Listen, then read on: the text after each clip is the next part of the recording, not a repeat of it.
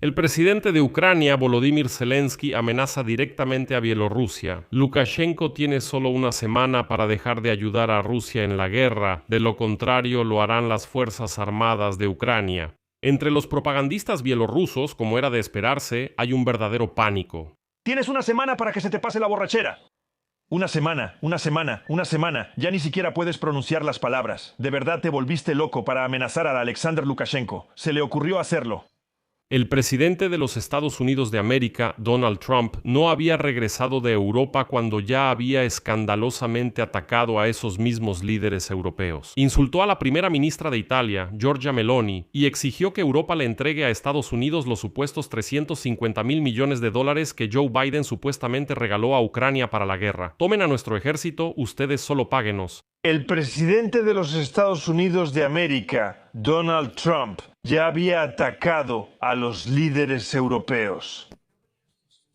Mientras tanto, han surgido nuevos detalles sobre cómo los líderes europeos, junto con Volodymyr Zelensky, mantuvieron negociaciones secretas con los rusos a espaldas de los ucranianos.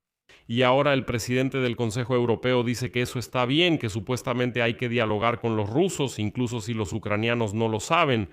Y además, ahora tenemos un nuevo viejo mediador en las negociaciones para poner fin a la guerra. Es el presidente de Brasil.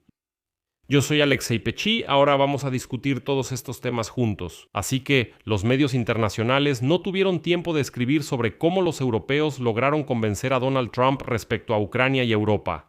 Cuando el propio Donald Trump, al regresar a los Estados Unidos de América, volvió a atacar a los europeos con críticas e insultos, hoy, el ministro de Relaciones Exteriores de Italia, Antonio Tajani, canceló el viaje oficial a los Estados Unidos de América que estaba programado para el 21 y 22 de junio. En el lenguaje diplomático, esto es una protesta bastante fuerte, y esto sucedió después de que el presidente de Estados Unidos, Donald Trump, en una entrevista con el canal de televisión italiano La Ela 7, declarara que la primera ministra, Giorgia Meloni, supuestamente le rogó tomarse una foto juntos en la G7 en Evian-le-Bene, Francia, y agregó que ya no quiere que Meloni sea su admiradora ni su amiga. Bueno, vamos a detenernos aquí, les explicaré lo que pasó. En la entrevista con la 7 publicada el 19 de junio, Donald Trump afirmó que Giorgia Meloni prácticamente lo perseguía en la cumbre en Evian y le suplicaba tomarse una foto juntos. Y él aceptó solo por lástima hacia la primera ministra italiana. A continuación citaré sus palabras. Yo podría no haberlo hecho, pero me dio lástima. Probablemente ella estaba feliz. Yo estoy feliz de haber simplemente hablado con ella. Meloni respondió de inmediato en su cuenta de la red social X, calificando las palabras de Trump como una completa invención. A continuación, su cita.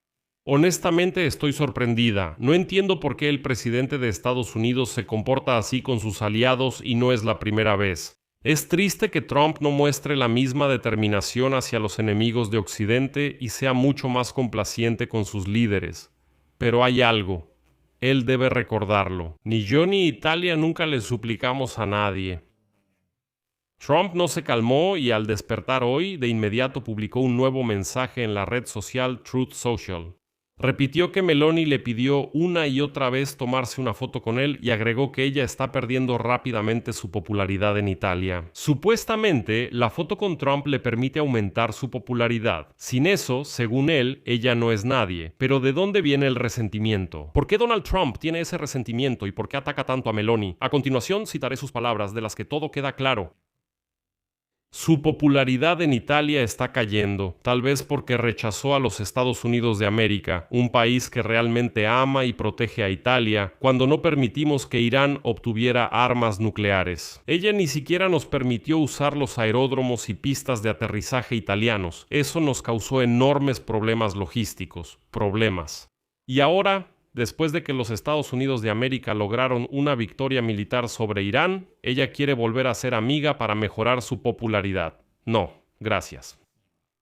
Pero eso, como dicen, fue solo el principio. Y a estas alturas ya casi nadie se sorprende porque Donald Trump parece un viejito gruñón que, disculpen, pero ya insulta prácticamente a todos. Y los medios estadounidenses, saben, ahora incluso han empezado a hacer rankings y columnas donde calculan directamente cuántos hay. Todavía quedan líderes en el mundo a los que Donald Trump no ha insultado ni una sola vez. Y esa lista ya se reduce al mínimo.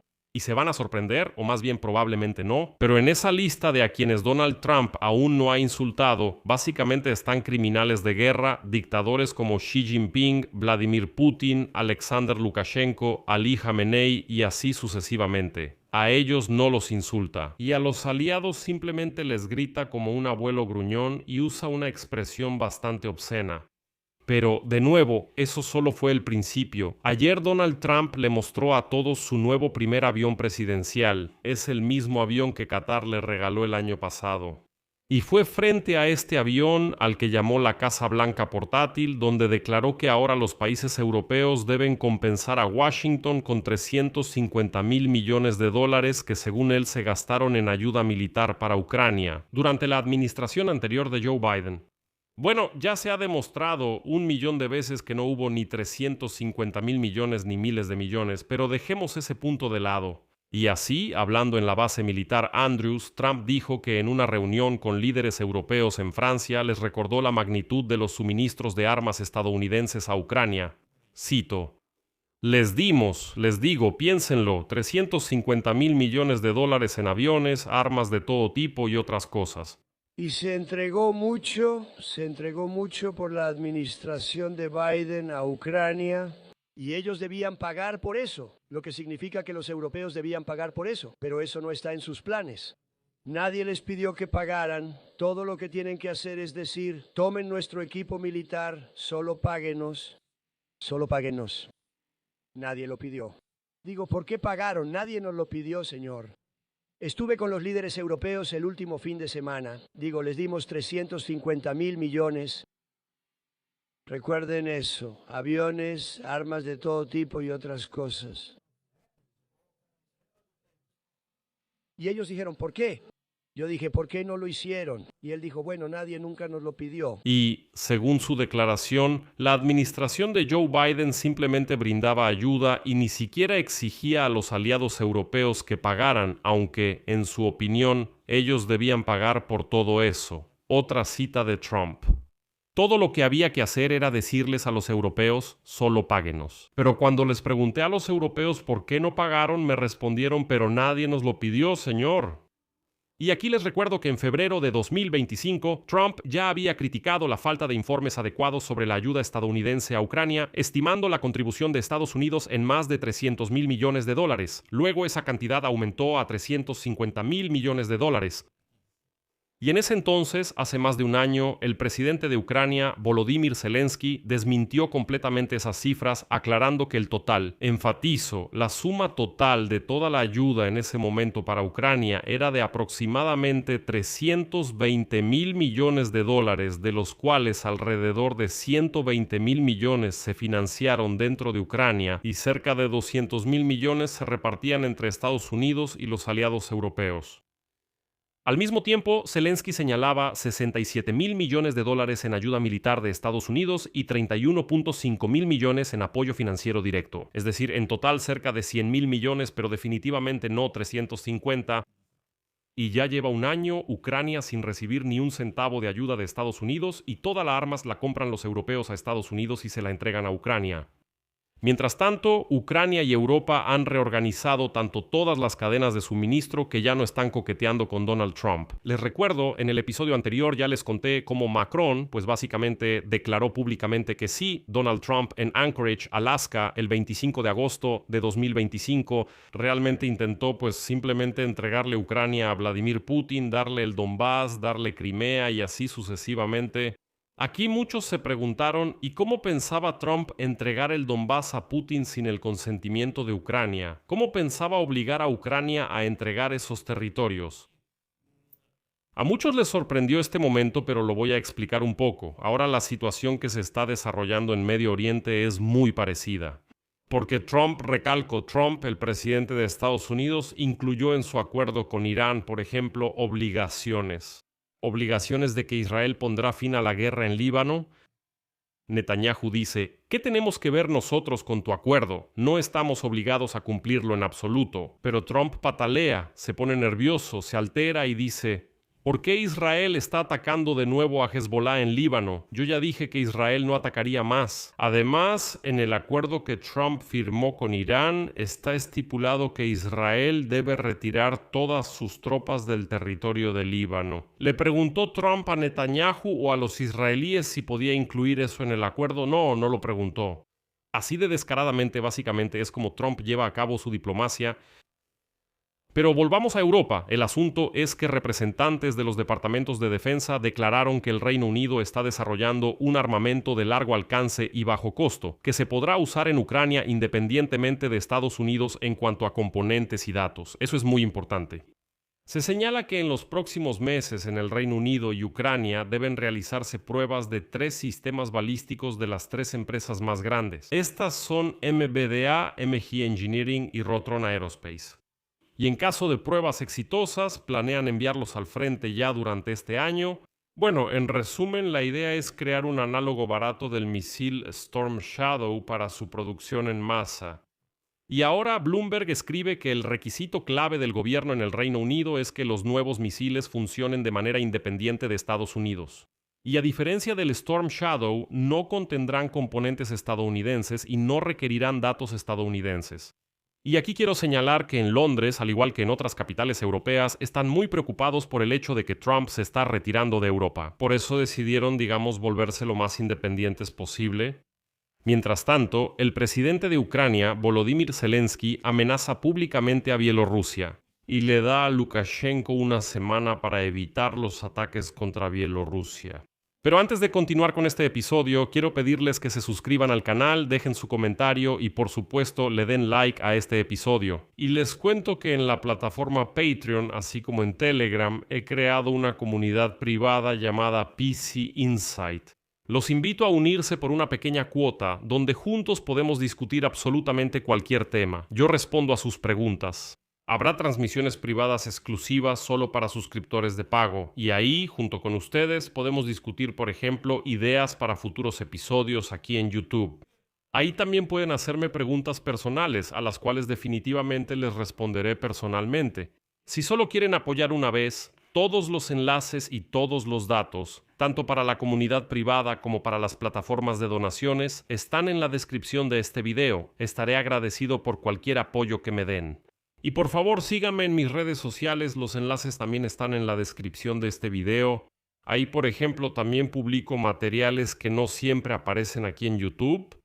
Bueno, continuemos. Primero les mostraré un video de un propagandista bielorruso, Azarionok, que es como una versión barata del Solovyov bielorruso. Solo miren cómo se enfurece. Tienes una semana para que se te pase la borrachera.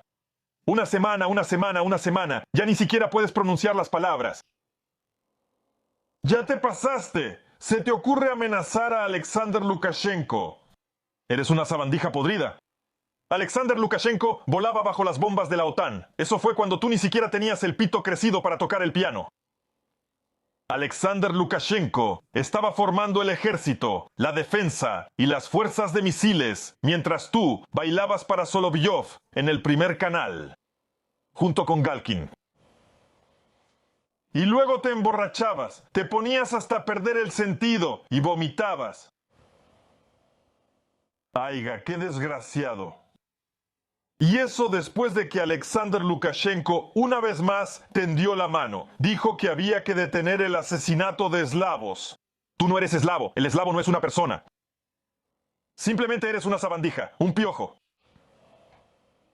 En resumen, ¿qué pasó? Vladimir Zelensky declaró que el llamado presidente de Bielorrusia, Alexander Lukashenko, tiene solo una semana para quitar los retransmisores para drones que corrigen los ataques de drones de la Federación Rusa contra ciudades ucranianas. ¿O lo hará Kiev? No hacen falta palabras de más. Hoy en sus torres tiene retransmisores.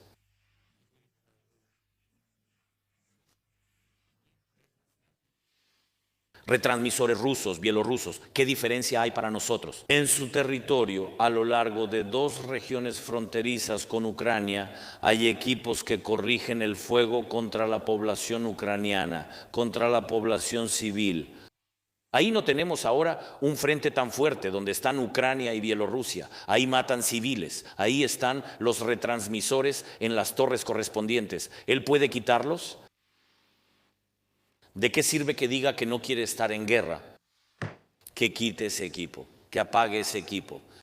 Creo que una semana le será suficiente para hacerlo. ¿Por qué digo semanas? Una semana, porque ahora pasa todos los días. Por eso, nuestros civiles están muriendo. Niños heridos. Si él no lo hace, lo haremos nosotros. Y de la misma manera, por ejemplo, su petróleo lo procesa la industria de refinación de petróleo. Hacemos todo lo posible para que los rusos no tengan la oportunidad de vender petróleo y, en consecuencia, de suministrar diésel y petróleo a su ejército. Porque todo eso se gasta en nuestra contra. Él es hoy el principal proveedor o uno de los principales proveedores para el ejército ruso. Precisamente Lukashenko, precisamente Bielorrusia. ¿Se puede detener esto? Estoy seguro de que está en su poder y es él quien lo controla. Esa fue la respuesta a las respuestas de Lukashenko, cuando él se disculpó por sus palabras sobre Zelensky. Y, según el presidente ucraniano, Bielorrusia es uno de los principales proveedores de petróleo para el ejército ruso. Y después hay otra cita: ¿se puede detener esto? Estoy seguro de que está en su poder. Y les recuerdo que anteriormente el dictador bielorruso Lukashenko dio una entrevista al canal de televisión Al Arabi en la que se disculpó por sus palabras duras hacia Volodymyr Zelensky y aseguró que Minsk no entrará en la guerra. Y en general esa entrevista sonaba como una especie de desesperación, diciendo que no piensen eso, que de ninguna manera vamos a entrar en la guerra porque si no, no quedará nada de Bielorrusia, y así sucesivamente. Pero aquí hay una idea muy astuta del propio Lukashenko, la cual explicaré un poco más adelante. Entonces, según las palabras de Lukashenko, en caso de que Bielorrusia entre en la guerra, el frente para Rusia aumentará en 1.500 kilómetros y, cito, simplemente no podremos asegurar la defensa de ese tramo junto con los rusos. Lukashenko también reconoció que Bielorrusia es muy vulnerable militarmente y que está totalmente expuesta ante los militares ucranianos. Así que si lo desean, cito de nuevo, si lo desean, las Fuerzas Armadas de Ucrania podrán atacar los principales objetos de infraestructura vital del país. Bueno, se refiere a Bielorrusia. Eso significa que estarán bajo su ataque, pero se refiere a Bielorrusia. Lukashenko también mencionó que tanto el pueblo como los militares de Bielorrusia no aceptan ninguna guerra y no quieren participar en ellas. Y también les recuerdo que Lukashenko, después de la reunión del Consejo Económico Euroasiático en Astana, el 29 de mayo habló duramente sobre el presidente de Ucrania. No sé qué lo motivó, pero esto fue lo que declaró en ese momento. Bueno, tal vez algo le pasó ahí, tal vez fumó algo en algún lugar y empezó a hacer esas declaraciones. Se refería a Zelensky. Y bueno, recientemente Lukashenko en una entrevista con Al Arabiya declaró, cito, «Si Vladimir Alexandrovich se ofendió, le pido disculpas por esas palabras». Y aquí quiero señalar que Lukashenko no solo ve los ataques a Moscú y entiende lo que eso implica para él. Si Ucrania realmente comienza a atacar Bielorrusia, Lukashenko también está pensando en la arquitectura de Europa después de la guerra y de nuevo intenta maniobrar. Lukashenko pudo mantenerse tanto tiempo en el poder en Bielorrusia porque si miramos el periodo anterior a la guerra, él constantemente maniobraba. A veces se lleva bien con los europeos, luego con Moscú, luego otra vez con los europeos, después de nuevo con Moscú y luego con China y así sucesivamente. Y ahora Lukashenko otra vez está intentando tantear un poco el terreno en Europa. Aceptémoslo, tiene la suerte de contar con la atención de Donald Trump, él lo entiende. Y en una entrevista, Lukashenko admitió que cuenta con la ayuda de Washington para normalizar las relaciones con la Unión Europea y no son solo palabras. El Departamento de Estado de Estados Unidos envió cartas a Kiev, Varsovia y Vilna con la propuesta de asegurar el tránsito del potasio bielorruso. O sea, Estados Unidos realmente está intentando sacar a Bielorrusia del aislamiento, pero Ucrania recuerda perfectamente que fue precisamente desde el territorio de Bielorrusia de donde volaron los misiles y entraron las tropas rusas en 2022, y Lukashenko pues simplemente no podrá salir bien librado. Mientras tanto, en la Unión Europea está estallando un escándalo por los vínculos con los rusos. Resulta que el presidente del Consejo Europeo, Antonio Costa, estableció en secreto un diálogo con el Kremlin para negociar el fin de la guerra de Rusia contra Ucrania. Al responder hoy a la pregunta de por qué intentó abrir un canal diplomático con Rusia sin informar previamente a todos los países de la Unión Europea, Costa declaró que tuvieron una discusión buena y útil para aclarar todos los malentendidos. Se refiere al diálogo con Moscú. A continuación, la cita. Quiero enfatizar que la Unión Europea está del lado de Ucrania, estamos con Ucrania durante la guerra y estaremos con Ucrania después de la guerra. Costa también reconoció que aún no hay señales confiables de que Rusia esté lista para negociaciones serias. Dice que sí, habló con los moscovitas, pero los moscovitas no están listos para negociar. A pesar de esto, explicó que a través de su oficina está trabajando en la creación de un canal diplomático para que la Unión Europea pueda entender por sí misma los mensajes rusos y transmitir directamente su posición a Moscú. Pero ese comportamiento de Costa no les gustó, por ejemplo, a los líderes de Alemania y Francia, quienes están construyendo su propia posición de negociación con los moscovitas. A lo que Antonio Costa declaró que las diferentes plataformas diplomáticas no deben competir entre sí ni contradecirse unas a otras. A continuación, otra cita de él. Por supuesto, la coalición de los dispuestos y sus líderes también deben desempeñar su papel en cuestiones de garantías de seguridad. Al mismo tiempo, los intereses de la Unión Europea deben ser protegidos por las instituciones de la Unión Europea de acuerdo con los tratados de la Unión. Pero quiero señalar que en la Unión Europea ya llevan varios meses discutiendo si siquiera vale la pena establecer contactos con el dictador calvo Vladimir Putin, cómo podrían ser esos contactos y quién debería llevar a cabo ese diálogo. Así, durante la cumbre en Bruselas, el presidente de Francia, Emmanuel Macron, y el canciller de Alemania, Friedrich Merz, se mostraron escépticos, en esencia, ante la iniciativa de Antonio Costa de establecer contactos con el Kremlin, directamente en nombre de toda la Unión Europea. El jefe del Consejo Europeo actuó en nombre de los 27 gobiernos de la Unión Europea. Sin embargo, algunos otros líderes europeos lo apoyaron específicamente a él. Su posición, es decir, Europa ahora está completamente dividida en dos bandos. Unos apoyan la idea de Macron y Merz de que hay que ejercer la máxima presión sobre Moscú y obligar a esos rusos desaliñados a sentarse a la mesa de negociaciones. Y la otra parte dice que Antonio Costa está negociando muy bien ya con los moscovitas, así que bueno, tal vez no sea necesario presionar. Al mismo tiempo, el primer ministro de Polonia, Donald Tusk, declaró que Polonia nunca aceptará una situación en la que las decisiones sobre seguridad y relaciones con Rusia sean tomadas por los países más grandes sin la participación de Polonia. Es decir, en lenguaje común, él dice que si se toma alguna decisión sin Polonia, no la reconoceremos. Y aquí, Dios no lo quiera, que los europeos ahora se peleen entre ellos sobre cómo hablar o no hablar con los rusos. Bueno, y antes apareció información de que Ucrania y Estados Unidos mantienen conversaciones diarias y que los estadounidenses ya restablecieron contactos no oficiales con la parte no oficial. Así que ya es obvio que las negociaciones con Moscú sí se están llevando a cabo. Y para terminar les traigo otra noticia interesante. Volodymyr Zelensky aceptó la iniciativa del presidente de Brasil, Luis Inácio Lula da Silva, para ayudar a promover una solución pacífica a la guerra de Rusia contra Ucrania. Los líderes se reunieron al margen de la cumbre del G7 en Evian y discutieron el relanzamiento de la diplomacia. Y ahí fue donde Lula propuso contactos con la embajada. Miembros permanentes del Consejo de Seguridad de las Naciones Unidas. Dice que puede hablar con todos ellos. Zelensky instó al presidente de Estados Unidos, Donald Trump, a reanudar la mediación y organizar una reunión con Vladimir Putin, algo que el Kremlin por ahora descarta. Pero Lula da Silva señaló que antes Kiev no mostraba interés en sus iniciativas, pero ahora aceptó. Y él ya habló con todos los líderes de los 5 miembros permanentes del Consejo de Seguridad de la ONU, ahí están Rusia y China. Y tiene la intención de establecer nuevos contactos. Les recuerdo que anteriormente Lula da Silva, junto con los chinos, ya había propuesto una iniciativa de paz en los años 2023 y 2024, pero no llegó a nada. Ahora la idea es que Lula da Silva realmente está en contacto tanto con Occidente como con Moscú y Pekín. Y por eso, en el marco del Consejo de Seguridad de la ONU, realmente puede contactar a todas las partes para intentar organizar algún tipo de negociaciones. Así que ahora, como vemos, se han activado frentes diplomáticos completamente diferentes para que realmente para el invierno se intente llevar a cabo algunas negociaciones más o menos constructivas con los rusos. Aquí lo dejo. Escriban su opinión y sus conclusiones en los comentarios debajo de este episodio. Suscríbanse al canal, activen la campanita y no olviden dejar un like. Si quieren apoyar el trabajo de este canal de YouTube, ya saben lo que tienen que hacer. Todos los enlaces y datos para eso están abajo. Cómo dejar su donación está en la descripción de este video. Les agradeceré cualquier apoyo que me den. Eso es todo. Cuídense. Adiós a todos. Adiós.